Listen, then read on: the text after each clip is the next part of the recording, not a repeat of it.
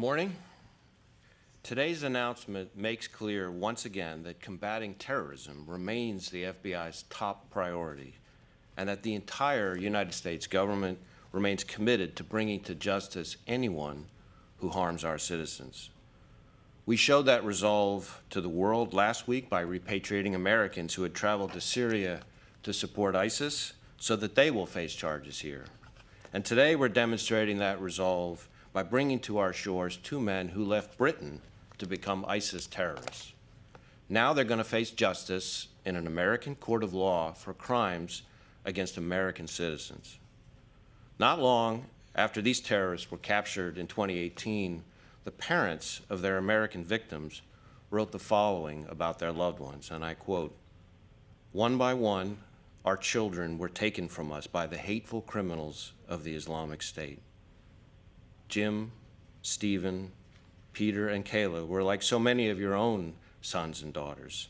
They were four unique, passionate young Americans, and all risked their lives pursuing a greater good."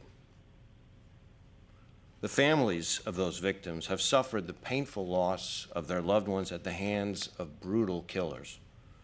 And while their pain may never fully subside, today, with the announcement of this indictment, we're beginning to bring them the justice they deserve. But we owe these families more than justice. We owe them our gratitude. And I say that because their advocacy for their loved ones has led to positive changes in how our government supports and partners with victims' families. One of those changes was the creation a few years ago of the Hostage Recovery Fusion Cell. This multi-agency team, based at FBI headquarters, represents our government's unified approach to recovering American hostages abroad. Its single focus is to bring these hostages home safely and partner with their families in the recovery effort. A key part of that fusion cell is the Family Engagement Team. That team not only coordinates support to family members of hostages during times of agony and uncertainty, it also supports hostages and families once the crisis is over. The FBI and our partners are working tirelessly every day to recover all U.S. hostages held abroad, and we won't rest until we see a similar resolution for justice against all those responsible for holding Americans captive, especially when those captives' lives are taken. Today, I want to also thank the men and women of the FBI and our domestic and international partners for their unflagging efforts to investigate, charge, and ultimately hold these two men responsible for their crimes.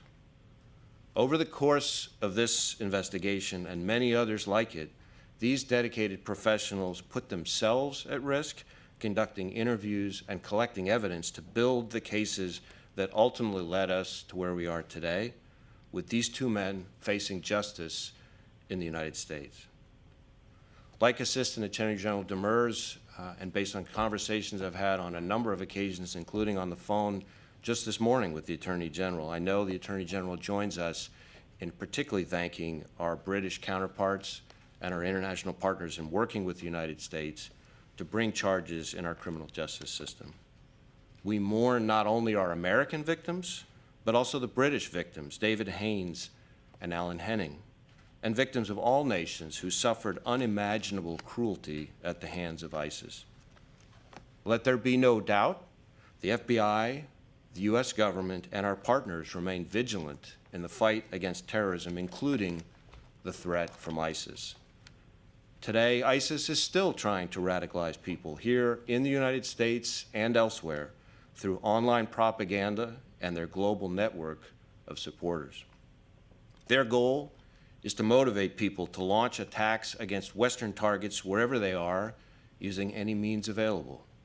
But as today's announcement shows, the FBI and our partners, both here and overseas, will continue to relentlessly pursue these terrorists and anyone who chooses to support terrorist organizations like ISIS, no matter where they are and no matter how long it takes.